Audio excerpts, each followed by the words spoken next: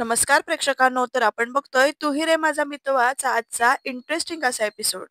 ईश्वरी इथे केबिन मध्ये आल्यानंतर तिचं लक्ष जातंय त्या लॉकेटकडे आणि अर्णव सर नाहीयेत आजूबाजूला. हे बघून ना ईश्वरी त्या लॉकेटच्या जवळ जाते. ती लॉकेट उघडते आणि असं प्रेमाने बघते त्या लॉकेटकडे आणि तोपर्यंत ती म्हणते की कसे आहात तुम्ही आई बाबा, असं विचारते ती त्या लॉकेटकडे बघून, आई बाबांच्या फोटोकडे बघून.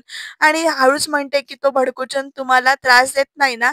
आणि प्रेक्षकांनो तेवढ्यामध्ये अर्णव तिच्या पाठीमागे येऊन उभा राहतो आणि तो ऐकतो की भडकूचंद तुम्हाला त्रास तर देत नाही ना, असं तिने विचारलेलं. तर अर्णव स्वतःच त्याचं उत्तर देतो नाही देत असं म्हणून. आणि मग ईश्वरीची रिॲक्शन बघा, ईश्वरी कशी जागच्या जागी गप्प होते आणि मग स्वतःशीच असे शांत होते आणि मग पाठीमागे वळते आणि मग अर्णवला विचारते, सर तुम्ही आलात ना, तर आलात का, असं अर्णवला विचारते. तर अर्णव म्हणतो, येणारच होतो मी, माझी केबिन होती, तू इथे काय करत होतीस, असा प्रश्न विचारतो. आणि मग ईश्वरी ते एकदा लॉकेटकडे आणि अर्णवकडे बघतोय आणि मग त्याच्यापर्यंत किती पैसे द्यायचे बाकी आहेत हे बघत होते. सर हा आकडा डोळ्यासमोर असला ना की काम करायला किती उत्साह एकदम दुगना होऊन जातो, असं सांगते बरं का. तुमचे एकदा सगळे पैसे दिले की मी इंदोरला जायला मोकळी, असं म्हणते आणि हसते स्वतःशीच. तर अर्णव तिच्याकडे कसा बघतोय बघा प्रेक्षकांनो. अर्णव तिला जाऊ देईल का, तुम्हाला काय वाटतं ते कमेंटमध्ये नक्की सांगा. तर त्याच्यानंतर अर्णव इथे चेअरवर येऊन बसतो बरं का. आणि मग त्याच्यानंतर काय काम होतं असं काहीतरी तो विचारतो. तर ईश्वरी सांगते की सर हे बघा, मी हे सगळं चेक केलं आहे, यात एकही प्रिंटिंग मिस्टेक नाही असं म्हणून सांगते. तर प्रेक्षकांनो अर्णव ती फाईल हातामध्ये मागतो, स्वतःमध्ये अर्णवच्या ईश्वरी ती फाईल देते. अर्णव ती फाईल चेक करत असतो आणि ईश्वरी ते आपल्या हातात नखं खात असते आणि मध्येच तिचं लक्ष त्या लॉकेटकडे जातं. तर अर्णव सगळे फाईल व्यवस्थित बघतो, पण त्याच्या मनात विचार मात्र वेगळेच चालू आहेत. तो म्हणतो मनातल्या मनात की ही काल रात्री होती कुठे, हे काही करून विचारावंच लागेल का, विचारू का, असा प्रश्न त्याला पडला. तर ईश्वरीसुद्धा आपल्या विचारात आणि त्या लॉकेटकडे बघते. तर अर्णव एकदम म्हणतो यात काही प्रिंटिंग मिस्टेक नाही आहे, पण खूप मोठी मिस्टेक आहे असं म्हणून. तर ईश्वरी विचारते काय सर, कसली मिस्टेक. तर अर्णव ती फाईल त्याच्याजवळ देतो आणि म्हणतो पेपर्स नीट फाईल नाही केलेत. तर ईश्वरी ती फाईल मागत असते. तर ईश्वरीला लगेच अर्णव म्हणतो रात्रभर फिरत बसायचं आणि सकाळी येऊन इकडे असं झोपेतून काम करायचं, मग हे असं होणारच ना, असं विचारतो. तर ईश्वरी फाईल चाळत असते. तर अर्णव त्याच्याकडे कसा बघतोय बघा. आणि मग प्रेक्षकांना ईश्वरीच्या लक्षात येतंय की अच्छा मी रात्री कुठे होते हे काढून घ्यायचंय यांना, तर असा विचार तिच्या मनामध्ये आला आणि प्रेक्षकांना तिने बरोबर ओळखले बरं का. तर लगेच ईश्वरी म्हणते हाक मारून, सर सगळे पेपर्स तर नीट फाईल केलेले आहेत, हां पण म्हणजे आता काल रात्री ज्यावेळी तुम्ही मला फोन केला होता त्यावेळी मी कुठे होते, हा प्रश्न जर तुम्हाला विचारायचा असेल तर तुम्ही मला तो विचारू शकता. म्हणजे कसं आहे, उगाच मला ताने मारायची जरूरत नाही असं म्हणते. आणि मग त्याच्यानंतर अर्णव म्हणतो मला काय करायचं आहे तू रात्री कुठे होतीस ते, उगाच that's none of my business असं म्हणतो. तू कुठे होतीस रात्री असं आणि विचारतो बरं का एकदम.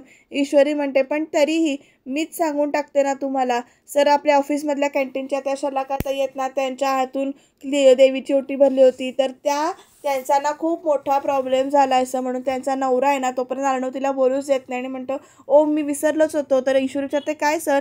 तर अर्णव म्हणतो स्वतःच्या आयुष्यातले प्रॉब्लेम्स पूर्ण झाले नाहीत तरी दुसऱ्याच्या आयुष्यातले प्रॉब्लेम्स पूर्ण सोडवून त्याचा तू कॉन्ट्रॅक्ट घेतलायस काय, तू बाय मिस्टेक तू सुपर वुमन आहेस, मी विसरलं होतं असं म्हणून तोबडा मारतो. आणि मग अर्णव असं म्हणतात. तर ईश्वरी म्हणते त्याला परत, सर तुम्ही असं नेहमी तिरकंच का बोलता हो असं विचारते बरं का. तर अर्णव विचारतो मी तिरकं बोलतोय.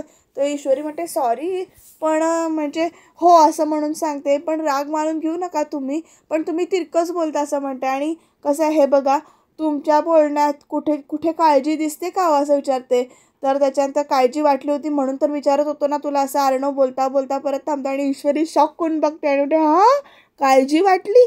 मग त्याच्यानंतर अर्णव स्वतः सावरतो, म्हणतो का काळजी करू मी असं म्हणून परत तिला विचारतो काय संबंध आहे माझा असं परत म्हणतो काय इकडे.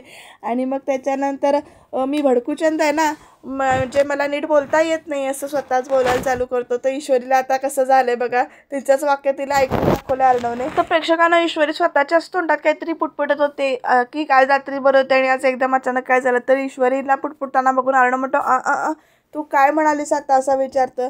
तर ईश्वरी म्हणते की सर अहो काल माझ्याशी 2 वाक्य तुम्ही छान बोललात आणि आज एकदम अचानक 200 वाक्य क्या बात आहे असं म्हणून. म्हणजे नाही म्हणजे कधीतरी असं वाटतं ना सर की सगळं जाऊन सरळ वाटतं की ऑफिसमधनं निघून जावं असं म्हणून म्हणते बरं का स्वतःच. आणि मग ईश्वरीकडे अर्णव वेगळ्या नजरेनं बघतो इथे. आणि मग त्याच्यानंतर ईश्वरीला तो जायला सांगतो कारण ईश्वरीची बडबड फुकटची चालू होणार.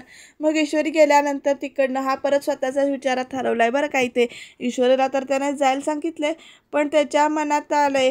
आणि मग तो म्हणतोय की इतकी बडबड केली पण काल रात्री नेमकं काय घडलं, कुठे गेली होतीस, तेच काही सांगितलं नाही तिने, असं सगळं चाललंय अर्णवच्या मनामध्ये. आणि निघून गेली आता लगेच जा म्हणून सांगितल्यानंतर, असं म्हणतो स्वतःशीच इथे बोलतोय. प्रेक्षकांनो ईश्वरीनं आपल्या डेस्कजवळ येऊन बसते आणि ती आता म्हणते म्हणजे आता मला कळलं की त्यांनी मला फोन केला होता ते मी कुठे होते हे त्यांना विचारायचं होतं. पण मुळात मला हे कळत नाही असं म्हणते की मी कुठे होते हे हे सांगून त्यांना काय करू असं म्हणून म्हणते. सरळ कधी येऊन बोलायचं नाही पण वाकडं मात्र बरोबर बोलायचं, गोल गोल गोल गोल घुमून घुमून विचारणार.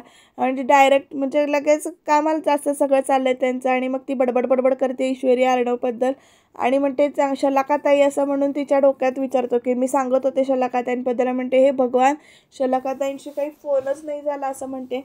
आणि आता गावाकडे पोचले असतील त्या तर फोन करून बघूया का, त्यांच्याशी बोलणं महत्त्वाचं असं म्हणून ती शलाकाला फोन लावायला घेणार असते. तोपर्यंत ती म्हणते शलाकाताईने अचानक गावाला जायचा निर्णय का घेतला हा प्रश्न तिला पडलाय. आणि आता बघूया शलाका फोन उचलते का, नेमकं काय घडतंय ते. तर प्रेक्षकांवर राकेश इथे आत्याकडे आलेला आहे आणि आत्याकडे ना त्यांनी काहीतरी मागितलंय. तर आत्या त्याला उदबत्तीचा पुडा आणून देत आहेत आणि राकेश म्हणतो की बरं झालं तुम्ही उदबत्तीचा एवढा पुडा दिलात ते. आणि मग त्याच्यानंतर अगरबत्ती लावायला एवढा संकोच कसला असं आत्या विचारतात. आणि मग राकेश म्हणतो की अख्खा पुडा हवा होता ना म्हणून त्याला संकोच वाटला. मग त्याच्यानंतर आत्या विचारते की अख्ख्या पुड्याचं काय करणार आज राकेशला. तर राकेश एकदम शॉकिंग मोडमध्ये आहे की काय करणार आता, काय सांगायचं. तर तो आत्या काहीतरी थातूर मातूर काढ द्यायचं म्हणून तो म्हणतो आज मी घरात पोथी वाचन सुरू करतोय ना असं म्हणून म्हणतो. तर आत्या लगेच खुश होणार आहे असं म्हणतात. आणि मग बाजारात जाऊन बाकी सगळ्या गोष्टी घेऊन आलो पण ह्या तेवढ्या उदबत्त्या राहिल्या असं आणि म्हणतो वरतोंड करून. बरं झालं तुमच्याकडे अख्खा पुडा मिळाला, ते म्हणजे पणत्या लावल्यावर कसं वातावरण कसं सगळं प्रसन्न होईल ना म्हणून असं आणि स्पष्टीकरण देतो. तर नम्रता म्हणते राकेशजी पोथी वाचण्यासाठी तुमचं घर झाडून आणि पुसून घेऊत का. तर राकेश एकदम ओरडून म्हणतो नाही नको असं म्हणून. तर राकेश नको म्हटल्यानंतर आत्या परत म्हणते अहो करू दे ना तिला, जरा घेऊ दे झाडून पुसून. तर राकेश पुढे सांगत असतो की काही गोष्टी या गुरुजींनी सांगितलेल्या आहेत त्या गोष्टींपर्यंत मी म्हणजे मला केल्याच पाहिजेत. ती पोथी मीच वाचणार आहे तर बाकीची साफसफाई मलाच करायला पाहिजे. म्हणजे मी पोथी वाचणार आणि साफसफाई या करणार हे काही बरोबर नाही म्हणून. राकेशच्या ह्या वाक्यावर लगेच आत्ता त्याच्याकडे खुश होऊन असते आणि नम्रतासुद्धा इम्प्रेस होते. बघूया आता पुढे काय काय घडणार आहे ते. तर प्रेक्षकांनो इकडे ईश्वरीना शलाकाच्या फोनवर फोन लावते आणि तो फोन आहे कुणाच्या हातात, राकेशच्या हातात फोन आहे जो की आत्याकडे इकडे गेलेला आहे. आणि तोपर्यंत शलाकाचा फोन वाजतोय, राकेशच्या हातातला फोन वाजतो इकडे. आणि आत्या आणि नम्रता दोघी संशयाने बघतात बरं का. आणि हा कुणाचा फोन आहे हे काही त्यांना कळत नाही. आत्या विचारते कुणाचा फोन वाजतोय म्हणून. तर राकेश आपल्या खिशातला दुसरा एक फोन काढतो आणि बघतो की त्याचाच फोन वाजतोय. आणि मग त्याच्यानंतर राकेशजी तुमच्याकडे दुसरा फोन आहे, 2-2 फोन आहेत असा प्रश्न नम्रता विचारते राकेशला. आणि आत्या परत म्हणते की बोलला नाहीत कधी तुम्ही, आता राकेशची चोरी पकडली जाणार का हो प्रेक्षकांनो, तुम्हाला काय वाटतं. तर राकेश फोन कट करतो आणि मग म्हणतो नाही म्हणजे ते 1 मिनिट आहे असं म्हणतो आधी कारण तो गोंधळला. आणि इकडे फोन कट केलेला बघून ईश्वरीला मात्र जाम टेन्शन आलं आहे. आणि ती मनातल्या मनात विचार करते की आणि फोन कट केला, शलाकाताईंनी फोन कट केला, का कट केला असेल हा प्रश्न ईश्वरीला पडला आहे. तरी काय होईल पुढे. आणि मग त्याच्यानंतर काही प्रॉब्लेम तर झाला नसेल ना असा प्रश्न इथे ईश्वरीला पडला आहे. आणि त्याच्यानंतर राकेश सांगतोय आत्याला की हा माझा फोन नाही आहे असं म्हणून. तर आत्या विचारतो मग कुणाचा. तर राकेश सांगतो की क्लायंटचा फोन आहे, माझ्या क्लायंटचा फोन आहे, त्यांनी दिला आहे, तो मला दिला आहे म्हणजे मीच घेतला होता त्यांच्याकडून मागून असं स्पष्टीकरण द्यायला चालू करतो राकेश. आणि म्हणजे त्यांना धमक्यांचे कॉल्स येत होते ना मग ते माझ्याकडे द्या, मग मी बोलतो त्या गुंडांशी असं म्हणून मी फोन घेतला आहे काढून. आणि नम्रताच्या चेहऱ्यावर लगेच टेन्शन दिसते बरं का, ती हा करून असं बघते.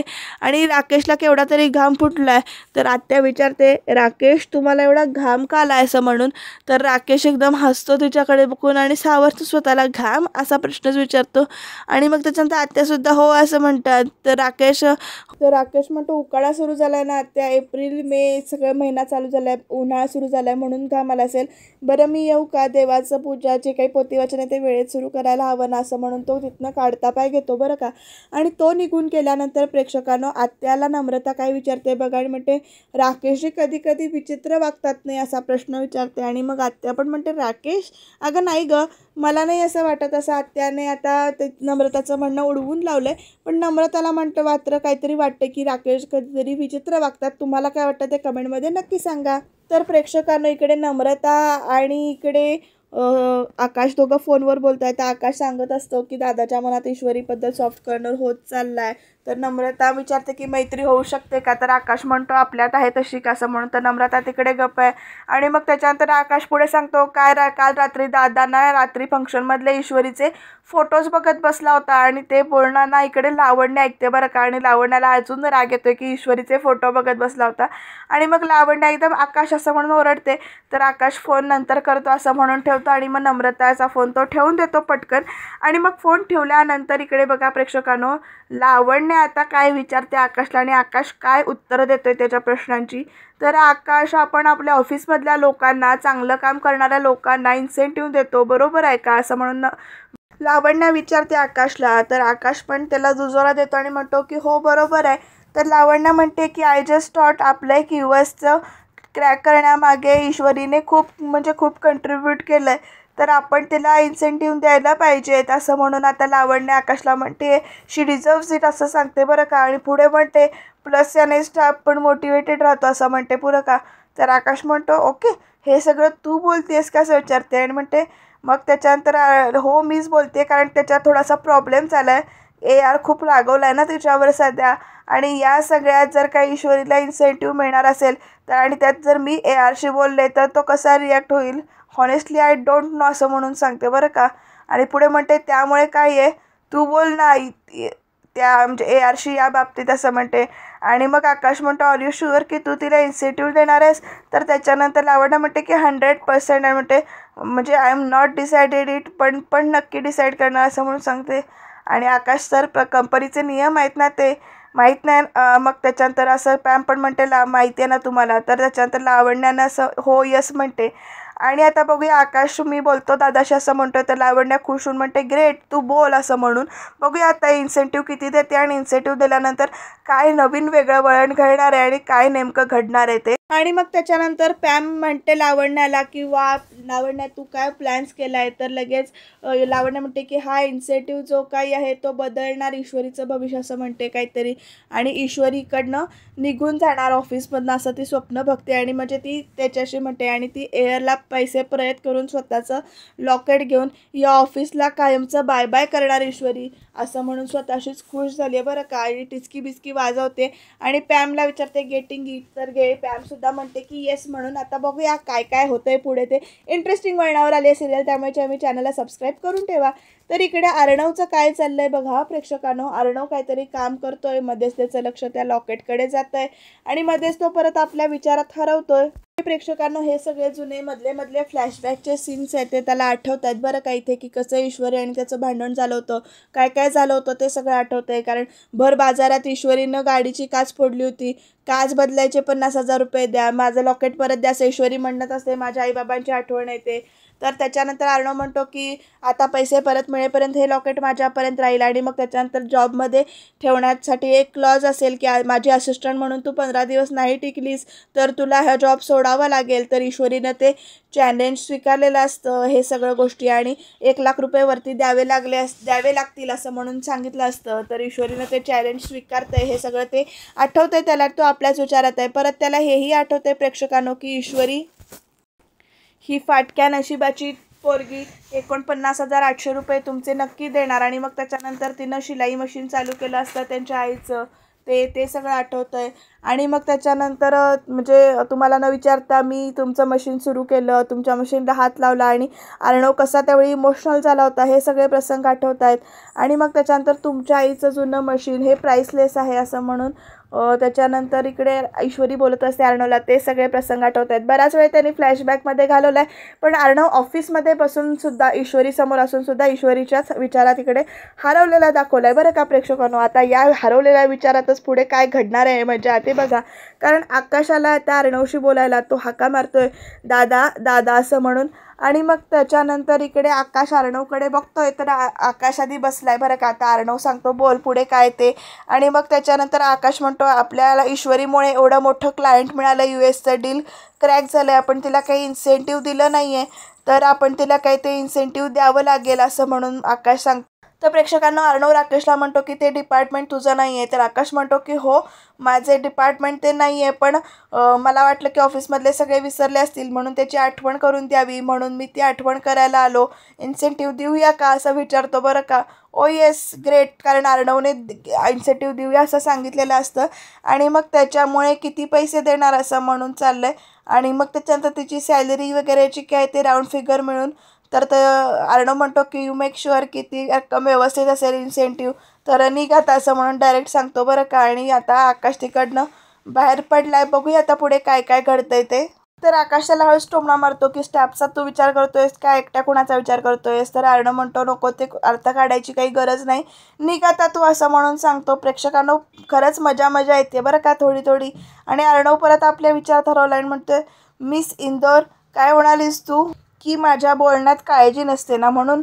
पण मग बघ आता माझी काळजी कशी असते ते, असं सगळं अर्णवच्या मनात इथे विचार चालला आहे. तर अर्णव ईश्वरीची कशी काळजी घेणार ते बघत राहणं इंटरेस्टिंग ठरणार आहे. तर प्रेक्षकांना इकडे आजी आणि अविनाश दोघं जण बोलत आहेत. आजी अविनाशला विचारते की गुरुची पत्रिका बघण्यासाठी रामनवमीनंतरच येणार होते ना रे. तर प्रेक्षकांना अविनाश म्हणतो की हो तू बोलली होतीस. तर आजी पुढे म्हणते अरे पण आता रामनवमी होऊन बरेच दिवस उलटून गेले, एव्हाना आले असतील ते परत असं म्हणून त्यांना फोन करून घरी बोलवून घ्यायला हवं असं सगळं बोलणं चाललंय. म्हणजे अर्णव आणि ईश्वरीची पत्रिका आपण जुळवून घेऊया. तर अविनाश पण म्हणतो शुभश्च शीघ्र, मग आता त्यांना फोन लावतो, आले असतील तर ते त्यांना बोलवून घेतो. तोपर्यंत वल्लरी येते आणि म्हणते एवढ्यात येणार नाहीत ते. तर लगेच आजी विचारते तुला काय माहिती. तर अविनाश पण विचारतो एवढी खात्री कशी तुला असं म्हणून. पण त्याच्यानंतर वल्लरी म्हणते खात्री नाही पण अंदाज बांधला आम्ही. तर आजी म्हणतात अंदाज. मग त्याच्यानंतर वल्लरी म्हणते हो आपण आज ओळखतो का आपल्या गुरुजींना, एकदा का ते बाहेर गेले की ते अख्खं भारत भ्रमण करूनच मग घरी परत येतात, म्हणून म्हटलं मी आपलं असं म्हणते. मग आजीसुद्धा हो म्हणते. आणि मग त्याच्यानंतर अंदाज बरोबर लावता येतात तुला असं म्हणते बरं का. आणि मग आता आजी स्वतः फोन लावते. तर गुरुजीच फोनवर तेच सांगतात की अजून माझा दौरा व्हायचा आहे आणि मी बाहेर आहे. आणि मग त्याच्यानंतर आजी असं संशयाने वल्लरीकडे बघते आणि अविनाशसुद्धा, कारण गुरुजींनी सांगितलेलं असतं की अजून मी बाहेर आहे असं म्हणून. आणि आजी पुढे म्हणतात की आपल्या सुनबाईंना बाकी काही तरी जमत नसलं तरी अंदाज बांधणं परफेक्ट जमतं. तर मग त्याच्यानंतर वल्लरी म्हणते चला आमच्या आईंना बाकी काही चांगलं दिसत नसलं तरी हे मात्र चांगलं दिसलं असं दिसतंय असं म्हणते बरं का पुढे. आणि म्हणते हेही नसे थोडके असं म्हणते आणि नशीब माझं असं म्हणून निघून जाते बरं का तिकडनं. आणि मग प्रेक्षकांना इकडे अविनाश आणि आजी दोघंजणी बोलत बसलेले आहेत. आजी म्हणतात, अविनाश म्हणतो इतके दिवस वाट बघितली, अजून काही दिवस वाट बघूया. सगळ्या फायनल झालं की ईश्वरीला या घरातून म्हणून यायचंच आहे आणि मग चांगल्या गोष्टींना वेळ लागतो असं म्हणून अविनाश समजावतो. तर आजी म्हणतात मी तर वाट बघते की कधी लक्ष्मीच्या पावलाने ईश्वरी येते आणि माझ्या अर्णवचं आयुष्य भरभराट करते असं म्हणून. तर वल्लरी म्हणते लक्ष्मीच्या पावलाने ईश्वरी येणार असं म्हणून स्वतःशी हसते बरं का खुनशी. आणि म्हणते गुरुजी परत येईपर्यंत सगळे ग्रह तिचे मी फिरवून दिलेले असतील असं म्हणते बरं का. आणि मग आता वल्लरी काय प्लॅन करते बघूया ग्रह फिरवण्यासाठी. आणि खरंच ईश्वरीचं आणि अर्णवचं लग्न होईल का, तुम्हाला काय वाटतं ते कमेंटमध्ये नक्की सांगा बरं का प्रेक्षकांनो. तर प्रेक्षकांनो आता बघूया अर्णव अजून काय करतोय ते. तर अर्णव ना इकडे ऑफिसमध्ये बसून ना कसलं तरी डिझाईन करतोय आणि तो आपल्यामध्ये छान गुंगवून डिझाईन करतोय बरं का. कुठला तरी मॉडेलचा ड्रेस वगैरे तो असं डिझाईन करतोय. तर सर असं म्हणून हाक मारते ईश्वरी. तर अर्णव त्याच्याकडे न बघताच कम इन मिस इंदोर असं म्हणतो. तर ईश्वरी विचारते काय काम होतं सर, आणि अर्णव काय करतोय हे अडून अडून बघण्याचा प्रयत्न करत असते. तर राकेश पण काय करतोय बघा, तो काहीच बोलत नाहीये. पण ईश्वरीला मात्र त्याला असं ड्रॉइंग काढताना बघून आनंद झाला. आणि अर्णव विचारतोय पुढे ईश्वरीला, कसं वाटतंय हे, व्हॉट डू यू थिंक असं म्हणून. आणि मग त्याच्यानंतर आता बघा प्रेक्षकांनो, ईश्वरी कशी म्हणते अर्णवला, तर डिझाईन दाखवल्यानंतर चक्क मला विचारतायत असं म्हणून ईश्वरी मनातल्या मनात बोलते, खरं नाही वाटत. तर अर्णव तिच्याकडे म्हणतो, जे वाटतंय ते क्लिअरली बोललीस ना तर बरं होईल असं म्हणतो बरं का पुढे. आणि मग ईश्वरी म्हणते, क्लिअरली सांगितलं आणि जर का तुम्हाला राग आला तर म्हणजे आता वाटतंय की आपण मोकळेपणाने सांगायचं आणि नंतर बाकीचं डिझाईन राहायचं बाजूला आणि बाकीचं ऐकून घ्यायचं असं म्हणून ईश्वरी बोलत असते. आणि मग अर्णव म्हणतो, इतकी सगळी बडबड करण्यापेक्षा 2 शब्दात उत्तर देऊ शकतेस, हे कसं वाटतंय असं म्हणून परत एकदा अर्णव विचारतो ईश्वरीला. आणि मग ईश्वरी त्या डिझाईनकडे बघते आणि खरंच खूप मनापासून हसते, अगदी छान अशी गोड हसते बरं का बघून. आणि अर्णव आता ती काय उत्तर देईल म्हणून तिच्याकडे एका नजरेतच बघत आहे. आणि मग ईश्वरीनं तो परत पेपर दिलेला आहे कारण अर्णवने मागून घेतलाय म्हणून. आता बघूया पुढे काय घडणार आहे ते. ईश्वरी अर्णवला पेंटिंग कसं आहे किंवा डिझाईन कसं आहे हे सांगेल का आणि अर्णवची रिॲक्शन त्यावर काय असेल ते. तर प्रेक्षकांनो, उद्याच्या भागामध्ये ईश्वरी आणि लावण्या दोघी बोलताना दिसतात आपल्याला. 60,000 रुपये आले माझ्या अकाउंटला असं ईश्वरी म्हणते. आणि मग त्याच्यानंतर लावण्या म्हणते, पैसे परत कर आणि तुझं लॉकेट परत घे आणि तू आत्ताच्या आत्ता या ऑफिसमधून निघून जा कायमची असं म्हणून लावण्या सांगते. तर ईश्वरी इकडे कायमची मी जाते असं म्हणून इकडे राजीनामा द्यायला येते, रेजिग्नेशन लेटर अर्णवने. अर्णव असा शॉक होऊन बघतोय, काय ईश्वरी नोकरी सोडणार का, तुम्हाला काय वाटतं. कारण ईश्वरीने तर सांगितलं मी नोकरी सोडते म्हणून. बघूया, कमेंट करा.